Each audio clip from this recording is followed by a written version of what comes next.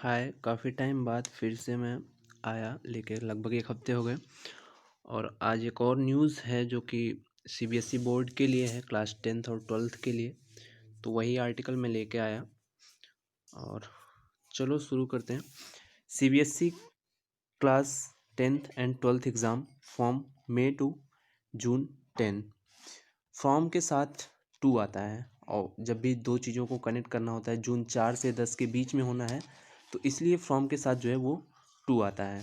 ठीक, तो ये एक सेकंड, ये आज थोड़ा सा डिजिटल बोर्ड लाइक आपको फील होगा।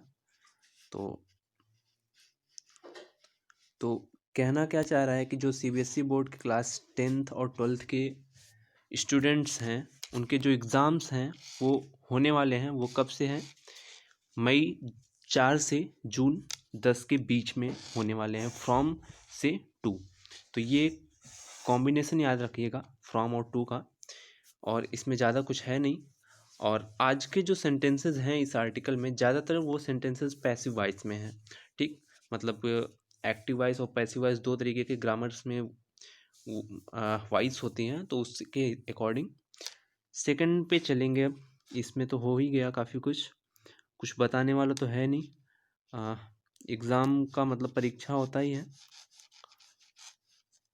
सेकंड स्लाइड, अब एक सेकंड। ये जो अभी आगे है, मतलब जो मैं आर्टिकल पढ़ाऊँगा उसमें जो है कि कौन कौन से वर्ड आने वाले हैं उसी का मैं पहले ही यहाँ पे बता दिया हूँ। बिगिन का मतलब होता है शुरू होना या शुरू करना, टू स्टार्ट इसको इंग्लिश में हम कह सकते हैं। रिजल्ट का मतलब परिणाम।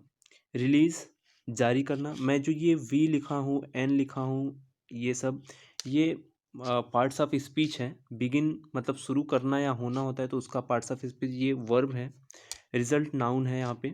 ठीक, और एक सेकंड, ये मैं ऐसे ही, रिलीज़ का मतलब जारी करना होता है, एक इसका मतलब छोड़ना भी होता है, किसी को रिलीज़ करना। मेक अवेलेबल, या इसको कह सकते हैं किसी चीज़ को प्रोवाइड कराना, भी एक सेंस में हो सकता है। तो काफ़ी सारे मतलब होते हैं अलग अलग सेंस में। फ्लेक्सिबिलिटी, इसका मतलब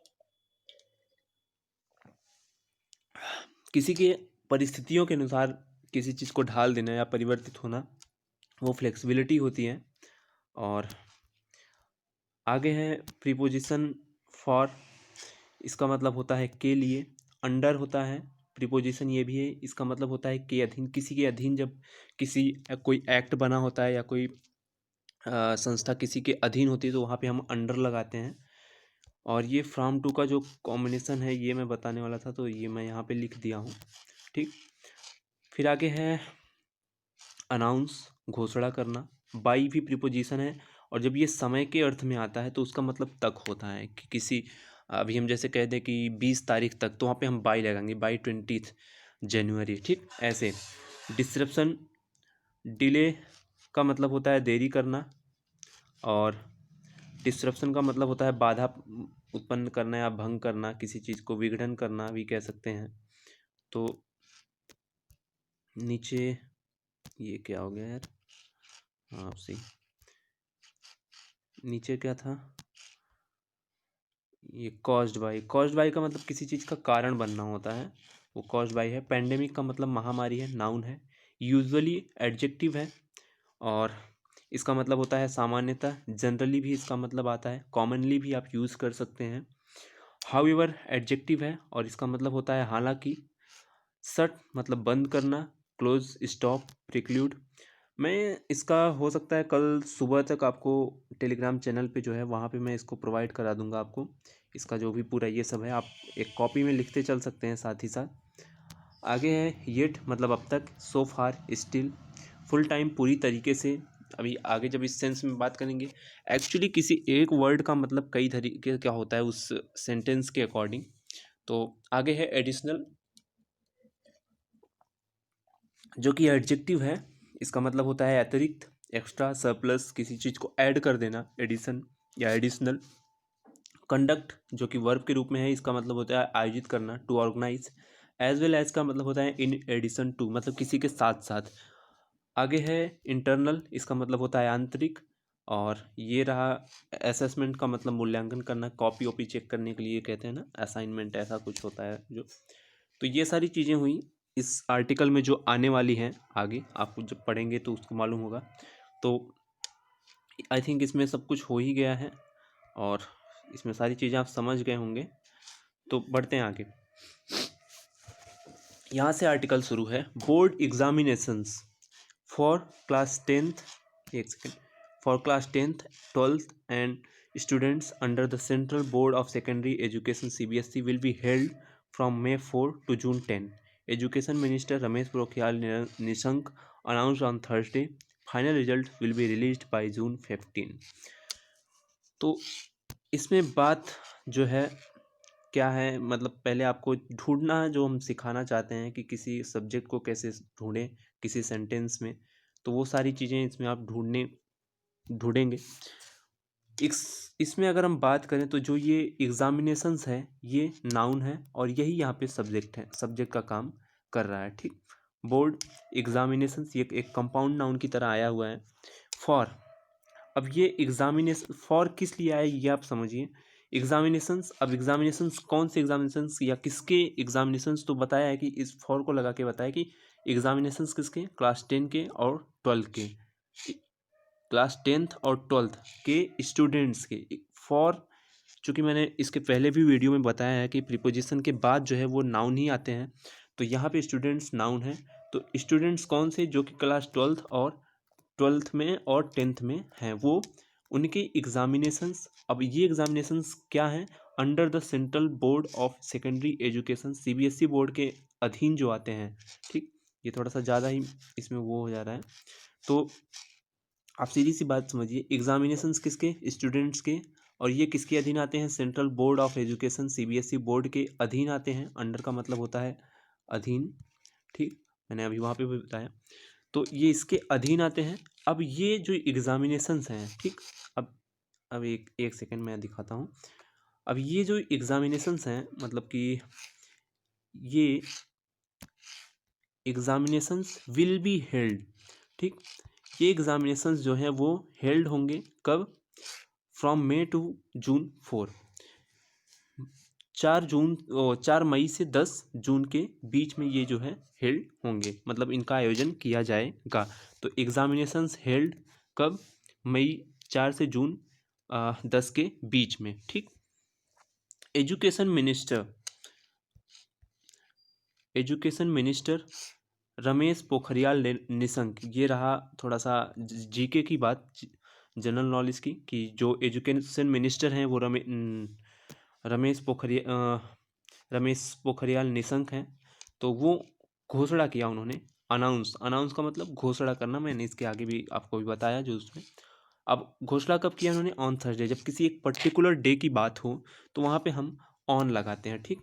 ऑन का यूज़ हम वहाँ पे करते हैं जब किसी एक पर्टिकुलर डे की बात हो रही है। तो ऑन थर्सडे, केवल थर्सडे की बात होगी, उन्होंने थर्सडे को ही कहा था, तो उसके लिए यहाँ पे ऑन थर्सडे लगा हुआ है। और जब भी ऑन आए किसी sentence, on Thursday, on day की जब भी बात हो, तो एक चीज़ कंफर्म है कि या तो वो सेंटेंस पास्ट में है या वो फ्यूचर में है, प्रेजेंट में वो सेंटेंस हो नहीं सकता है। तो ये इतनी सी बात रही कि बोर्ड के जो एग्जामिनेशंस हैं for class 10th and 12th के, एंड अपने दोनों तरफ समान वो लेता है, मतलब समान स्टेटस के वर्ड रहते हैं उसके। अब ये क्लास 10th और 12th के जो स्टूडेंट्स हैं अंडर CBSE बोर्ड के जो अंडर अधीन आते हैं, उनके जो एग्ज़ाम्स हैं वो हेल्ड होने वाले हैं कब, मई 4 से जून 10 के बीच में। अभी ऐसा किसने कहा, एजुकेशन मिनिस्टर ने कहा, ऑन थर्सडे को अनाउंस किया उन्होंने, घोषणा की उन्होंने इस बात की। ये रही इतनी सी बात इसकी। आगे है फाइनल रिजल्ट, अंतिम परिणाम। रिजल्ट का मतलब होता है परिणाम, ठीक। जो अंतिम परिणाम है वो कब तक आएगा, विल बी रिलीज्ड, वो रिलीज किया जाएगा। विल बी का सेंस, इन द सेंस ये आता है कि जब भी बी के साथ थर्ड फॉर्म आती है, ये रहा बी, ठीक, और ये रहा V3, ये रिलीज्ड, ये V3 फॉर्म है। तो बी के साथ जब भी V3 फॉर्म आती है तो वो पैसिव फॉर्म हो जाता है। तो जो रिजल्ट है, जो कि आप समझिए कि रिजल्ट तो आएगा, लेकिन अब रिजल्ट कोई अपलोड करेगा, किसी के द्वारा वो किया जाएगा। जब किसी के द्वारा कोई चीज़ होती है तो वो पैसिव वॉइस में चला जाता है, इसीलिए जो फाइनल रिजल्ट है वो विल बी रिलीज्ड, उसको रिलीज किया जाएगा, किसी के द्वारा ही किया जाएगा। तो रिलीज़ किया जाएगा बाई जून 15। तो बाई का अभी हम बताए थे आपको कि बाई जो है किसी टाइम के सेंस में जब भी आए, बाई के बाद जब भी कोई टाइम लग जाए तो इसका मतलब वो है कि उस टाइम तक की बात हो रही है कि 15 जुलाई तक जो है जो अंतिम परिणाम है वो रिलीज कर दिया जाएगा। तो यहाँ पे रिजल्ट जो है इसका सब्जेक्ट था, विल बी रिलीज्ड इसका वर्ब था, फाइनल जो है एक जो और बताने वाली बात है, जब भी एल एंडिंग वर्ड आए जनरली ऐसा होता है कि वो एडजेक्टिव होते हैं। ए एल लिखा हुआ है फाइनल में, लास्ट में ए एल लगा हुआ है, तो मतलब वो, मैं ये नहीं कह रहा हूँ कि हमेशा ही हो जाए, लेकिन लगभग 90% चांसेस में ये रहते हैं कि वो एडजेक्टिव ही होगा। तो इसमें बहुत ज़्यादा बात थी नहीं। बोर्ड एग्जामिनेशंस प्लूरल है क्योंकि एस लगा है, इसलिए विल बी हेल्ड हुआ है। ठीक, एजुकेशन मिनिस्टर रमेश पोखरियाल हैं, ये रही जीके की बात। इसमें उन्होंने अनाउंस किया है, अनाउंस का मतलब घोषणा करना, थर्सडे को। ठीक, और कुछ तो इसमें है नहीं। बढ़ेंगे आगे। The examination schedule has been delayed due to the disruption caused by the pandemic to the 2020 and 21 academic calendar. तो जो एग्जामिनेशन शेड्यूल है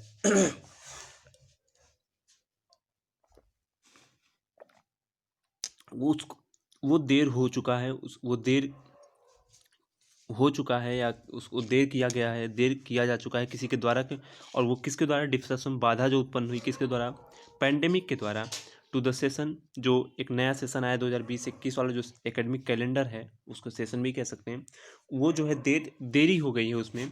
और ये देरी किस कारण हुई है, वो पैंडेमिक के कारण हुई है, जो अभी कोविड-19 पैंडेमिक आया उसके कारण जो बाधा उत्पन्न हुई, उससे जो है ये जो सेशन है, एग्जामिनेशन जो शेड्यूल है वो डिले हो गया है। ठीक, तो ये इतनी सी बात थी इस पहली वाली आधी लाइन में। तो इसमें जो शेड्यूल जो था वो हैज़ बीन, शेड्यूल के लिए हैज़ बीन आया है, शेड्यूल सिंगुलर है तो इसके लिए हैज़ बीन आया है। डिलेड, देरी हो चुका है। ड्यू टू द डिसरप्शन, जो बाधा थी उसके कारण। कॉज्ड बाई, और ये बाधा किस कारण से थी, पैंडेमिक के कारण थी। और डिसरप्शन किस में आया, टू द एकेडमिक कैलेंडर 2020 और 21 के। ठीक, आगे इसमें बता रहा है कि बोर्ड जो एग्जामिनेशंस हैं वो यूजुअली बिगिन इन मार्च, मतलब जो बोर्ड के एग्जामिनेशंस हैं वो, अब देखिए इसमें जो बताने वाली बात ये है कि एग्जामिनेशन चूँकि प्लूरल है, ठीक, तो उसके अकॉर्डिंग हम वर्ब लगाएंगे। वर्ब यहाँ पे बिगिन है, इसीलिए अगर ये एग्जामिनेशन होता, बाय द वे अगर हम मान लेते हैं ये यहाँ पे यस ना होता, ठीक, ये थोड़ा सा इसको हटा देते हैं हम, अगर एस ना होता, केवल एन होता, ठीक, तो फिर यहाँ पे जो है एस लग जाता, तब बिगिनस हो जाता, बोर्ड एग्जामिनेशंस बिगिन। बट यहाँ पे ऐसा कुछ है नहीं, तो एग्जामिनेशंस प्लूरल है, तो इसलिए इसको देख के हम जो है बिगिन लगाते हैं। ठीक, तो जो बोर्ड एग्जामिनेशंस हैं यूजुअली, मतलब संभवतः या सामान्यतः जो शुरू होते हैं इन मार्च। इन मार्च का सेंस समझिए, जब भी इन मार्च, इसलिए चूंकि मार्च में डेज होते हैं 31, तो उसके अकॉर्डिंग कि इन मार्च में, पहले जो है मार्च में कभी भी शुरू होता था, तो जब किसी बड़े उसमें से किसी छोटे चीज़ को निकाला जा रहा है कि मार्च में 31 दिन है, उसी के बीच में कहीं से शुरू होता था, इसलिए इन मार्च लगा हुआ है। अगर ऑन लगा के कोई पर्टिकुलर डे लगाते तो वहाँ पे हमको डिफिनिट करना होता कि हाँ इसी पर्टिकुलर डे के दिन से स्टार्ट था, इसलिए। तो जब किसी बड़े में से निकालना हो तो हम वहाँ पे इन लगाते हैं। ठीक, जैसे इन किसी ईयर के लिए लगा दें कि इन 2019 ऐसे लगा दें, तो वहाँ पे एक उसमें से निकालने वाली बात हो जाती है। ठीक, हाउएवर, हालांकि schools shut in mid However, schools shut in mid-March 2020 and most students are yet to return to full-time classes.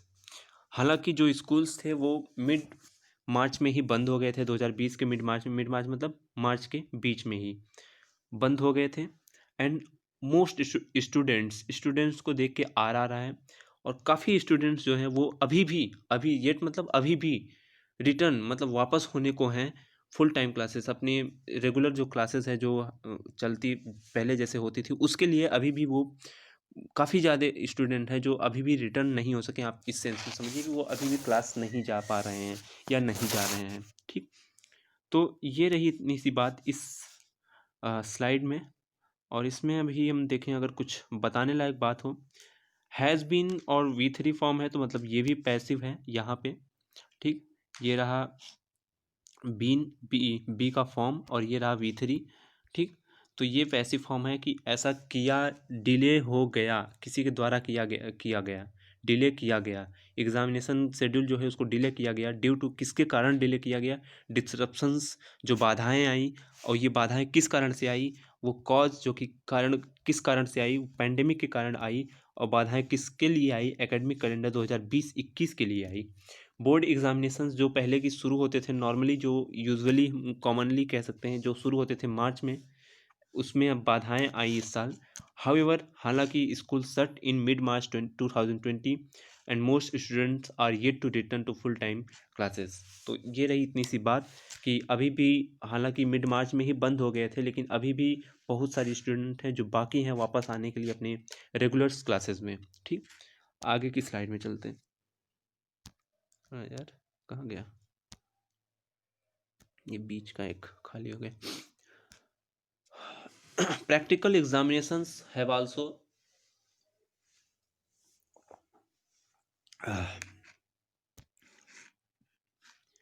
ये practical examinations have also been given additional flexibility. जो प्रैक्टिकल एग्जामिनेशंस होंगे, जो हैव आल्सो बीन गिवन, जो कि लिए जाएंगे।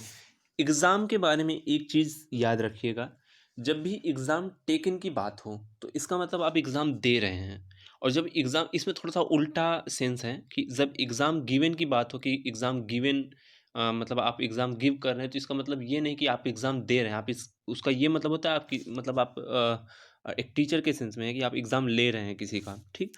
तो ये थोड़ा सा डिफरेंस है। जब चूँकि यहाँ पे practical examination have also been given, इसका मतलब ये है कि प्रैक्टिकल जो एग्जामिनेशंस है, प्रैक्टिकल जो परीक्षाएं हैं वो ली जाएंगी, वो भी ली जाएगी। एडिशनल फ्लेक्सिबिलिटी उसको भी ली जाएगी, एक अतिरिक्त जो एक मतलब फ्लेक्सिबिलिटी को बनाते हुए, उसमें एक अतिरिक्त समय जोड़ते हुए, उसमें थोड़ी सी लचीलता बनाते हुए कि आगे पीछे कभी भी ले सके, इस तरीके से कि परीक्षा के बाद या परीक्षा के पहले कभी, इस तरीके से थोड़ी सी लचीलता उसको बनाई जाएगी प्रैक्टिकल एग्जामिनेशन में, ठीक। स्कूल्स, ये इसमें याद रखिएगा, ये ज़्यादा इंपॉर्टेंट है एग्जामिनेशन के सेंस में, कि जब गिवन आए तो इसका ये मतलब है कि एग्ज़ाम आप ले रहे हैं, और जब टेकन आए कि एग्ज़ाम टेक करें, तो इसका मतलब आप कहीं पे एग्ज़ाम लिख रहे हैं, आप खुद दे रहे हैं, ठीक। ऐसा सेंस निकालिए। Schools will be allowed to conduct practicals as well as project and internal assessment at any time starting from March 1 until the last date of conduct of theory examinations for the same class, ठीक। स्कूलों को allow किया गया है। Will be allowed फिर से passive form में, आज बताया कि आज लगभग सारे सेंटेंस ही पैसिव फॉर्म में है। विल बी अलाउड मतलब कि जब भी ऐसा किया तो मतलब किसी के द्वारा अलाउ किया जा रहा है, खुद स्कूल्स खुद कुछ नहीं कर रहे हैं। Schools will be allowed, school को अलाउड किया जाएगा टू कंडक्ट प्रैक्टिकल्स, कि वो प्रैक्टिकल का जो है प्रैक्टिकल को आयोजित करें, प्रैक्टिकल को ऑर्गेनाइज करें, एज वेल एज, और साथ ही साथ प्रोजेक्ट एंड इंटरनल असेसमेंट। एक सेकंड मैं इसको थोड़ा सा रफ कर देता हूँ। तो और साथ में क्या, कंडक्ट प्रैक्टिकल्स, प्रैक्टिकल को ऑर्गेनाइज करें, एज वेल एज, और उसके साथ साथ प्रोजेक्ट और इंटरनल असेसमेंट को भी करें एट एनी टाइम, किसी भी समय। और वो समय कब होगा, स्टार्टिंग जो कि स्टार्ट हो रहा है March 1 से, ठीक।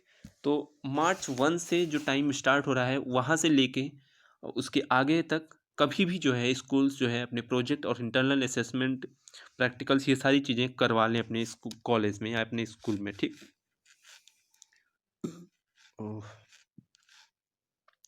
अनटिल, और ये कब तक करवा लें, फ्रॉम तो हो गया, until the last date of conduct of theory examinations for the same class, जब तक कि उसी क्लास के लिए, जिस क्लास के लिए उनको प्रैक्टिकल करवाने हैं, उस क्लास की जो थ्योरी एग्जामिनेशन है वो ख़त्म नहीं हो जाती हैं, उस तक, तब तक, मतलब कि उसके पहले पहले तक जो है वो, उसको लास्ट डेट जब तक है उस क्लास की एग्जामिनेशंस की, बोर्ड एग्जामिनेशंस की, थ्योरीज की जो एग्ज़ाम होनी है, उसकी जो लास्ट डेट है उसके पहले पहले तक जो है वो इस चीज़ को करवा लें, मतलब कि प्रोजेक्ट और इंटरनल असेसमेंट, प्रैक्टिकल्स, ये सारी चीज़ें वो करवा लें। सेड मिस्टर निशंक ने कहा, जो कि क्या है, अपने एजुकेशन मिनिस्टर हैं, उन्होंने ऐसा कहा है। तो इसमें बस इतनी सी बात रही, और इसमें अगर कुछ ग्रामेटिकली बात होगी तो मैं बता दे रहा हूँ। प्रैक्टिकल एग्जामिनेशंस यहाँ पे जो है वो सब्जेक्ट के रूप में है, और इसी को देख के, चूँकि यहाँ पे देखिए एस लगा हुआ है, ये जो एस लगा हुआ है इसी को देख के हैव आ रहा है। ठीक, एग्जामिनेशंस हैव, चूँकि अगर एग्जामिनेशन केवल होता तो हैज़ लगता, लेकिन एग्जामिनेशंस है तो इसलिए हैव लग रहा है। Have been given additional flexibility, यहाँ पे एडिशनल जो है वो एडजेक्टिव है। हम पहले ही बताए कि L ending word generally adjective ही होते हैं, और फ्लेक्सिबिलिटी नाउन है। स्कूल्स विल, यहाँ स्कूल सब्जेक्ट है, विल उसके लिए वर्ब का रूप में आया है।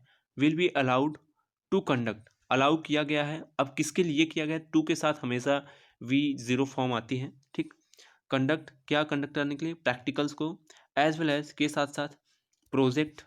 अब देखिए समान स्टेटस के वर्ड्स आ रहे हैं, प्रोजेक्ट को, इंटरनल असेसमेंट को, फिर से एल एंडिंग वर्ड आया तो इसलिए असेसमेंट यहाँ पे नाउन हुआ, ये एडजेक्टिव हुआ। एट एनी टाइम, किसी भी समय, और वो समय कब स्टार्ट हो रहा है, फ्रॉम March 1 से until the last date of conduct of the theory examinations। ठीक, फॉर द सेम क्लास, उसी क्लास के लिए, फॉर जो कि प्रीपोजिशन, तो इसके बाद जो है क्लास जो है वो नाउन आ रहा है। सेड मिस्टर निशंक ने कहा। आज के लिए इतना ही, और कुछ और तो इसमें है नहीं। इसकी बात हो गई, यहाँ बात हो गई, ये सब चीज़ें हो गई, तो बस अगली स्लाइड में जब भी आएंगे तो आगे की बात करेंगे। और ये चीज़ें हम एक बार फिर से अब देख लीजिए, इसका स्क्रीनशॉट लेना हो तो ले लीजिएगा, या फिर मैं इसको अभी प्रोवाइड करा दूंगा अपने टेलीग्राम चैनल पे। और अभी तो नहीं, मैं सुबह ज़रूर अपने इस पे यूट्यूब पे लिंक मैं सेंड कर दूंगा टेलीग्राम का, या फिर कमेंट सेक्शन में आप देख सकेंगे उस चीज़ को। तो आज के लिए इतना ही, और ये चीज़ अगर आप स्क्रीनशॉट भी लेना चाहें तो मैं इसको साफ़ कर देता हूँ थोड़ा सा। ठीक, ये यहाँ से इसका है, यहाँ से इसका है, एक सेकेंड। ठीक, मेक अवेलेबल छोड़ना, ये रिपीट करते चलिए, जारी करना होता है इसका मतलब। ये फ्लेक्सिबिलिटी का मतलब होता है कि अनुसार, किसी परिस्थिति के अनुसार परिवर्तित करना। फॉर प्रीपोजिशन के लिए आता है, अंडर के अधीन, फ्रॉम और टू के सेंस में, ये आप याद रखिएगा यहाँ से यहाँ। अनाउंस का मतलब घोषणा करना। ठीक, बाई प्रीपोजिशन के सेंस में है तो तक या समय के अर्थ में आया है, देरी होना, डिसरप्शन, बाधा, भंग, काज बाई, तो ये सारी चीज़ें हो गई। ठीक, तो आज के लिए इतना ही, फिर मिलेंगे अगले वीडियो में तो और बातें करेंगे, ताकि धीरे धीरे क्लियर होता जाएगा, और टाइम लगेगा इंग्लिश सीखने में। और अभी चूँकि ये बेसिक वीडियो है, जो कि 35 से 40 वीडियो मैं इसका बनाने वाला हूँ, उसके बाद कुछ एडवांस जो आर्टिकल्स उसके बाद आते हैं द हिंदू के, वो हम लोग पढ़ेंगे। Okay, good night all of you, bye.